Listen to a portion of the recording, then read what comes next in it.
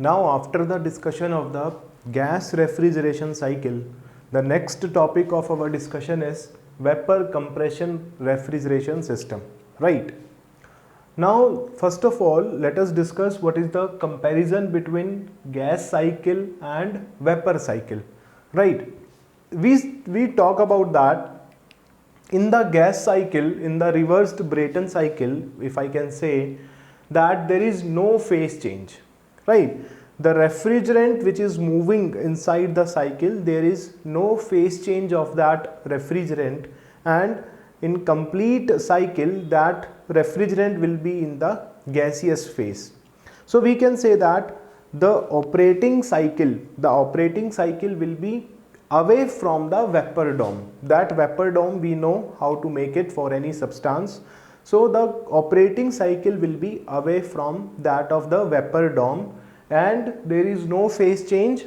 So all the heat transfer process, whether it will be heat rejection in the condenser or heat absorption in the refrigerator, or you can say in the evaporator, all these heat transfer process will be associated with sensible cooling and sensible heating, right?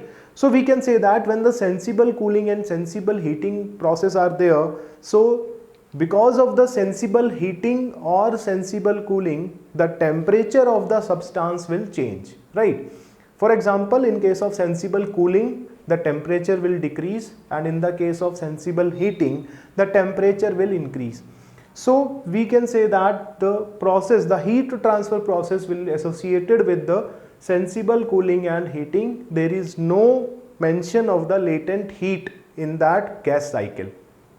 Now if we talk about in the vapor cycle, we say that in the vapor cycle there will be a phase change. The phase change process will be there, at least during one process the phase will change either from liquid to vapor or from vapor to liquid, right?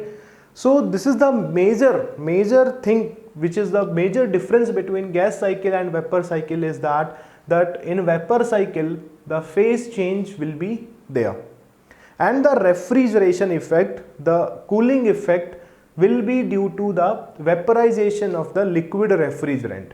When the liquid refrigerant will take heat from the evaporator or from the storage space, then its phase change will occur.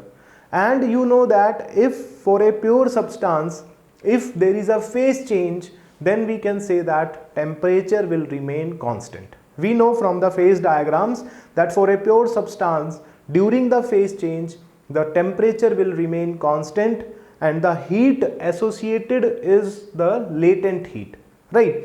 So in the vapor cycle, the heat associated with your evaporator or with we can say the heat absorption process will be because of the absorption of the latent heat.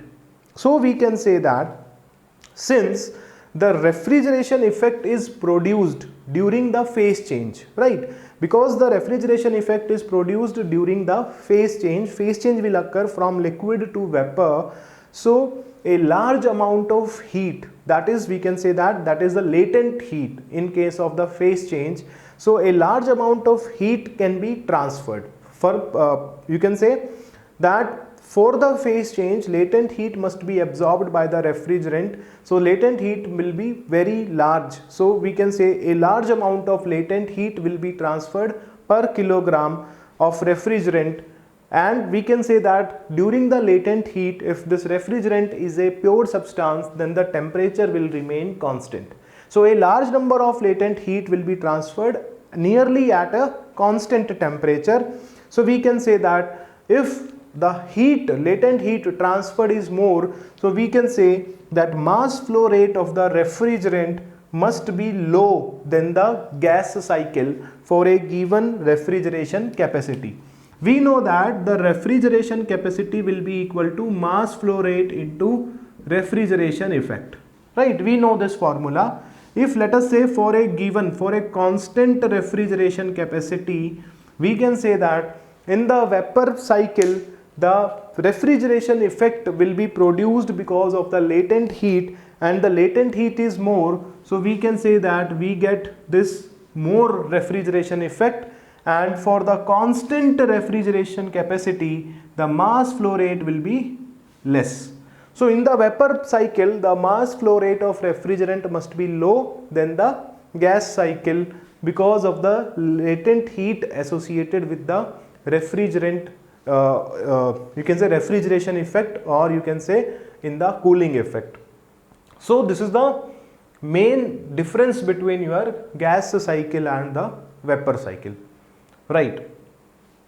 Now let us move toward the vapor compression refrigeration system, right? We have to deal with this.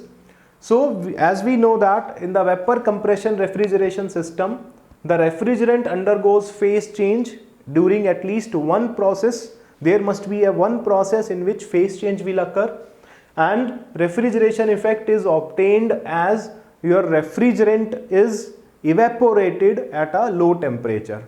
During the when we go with this vapor compression cycle, when we draw it, then you will be able to understand that refrigerant will evaporate at a low temperature, and because of that refrigeration effect will be produced.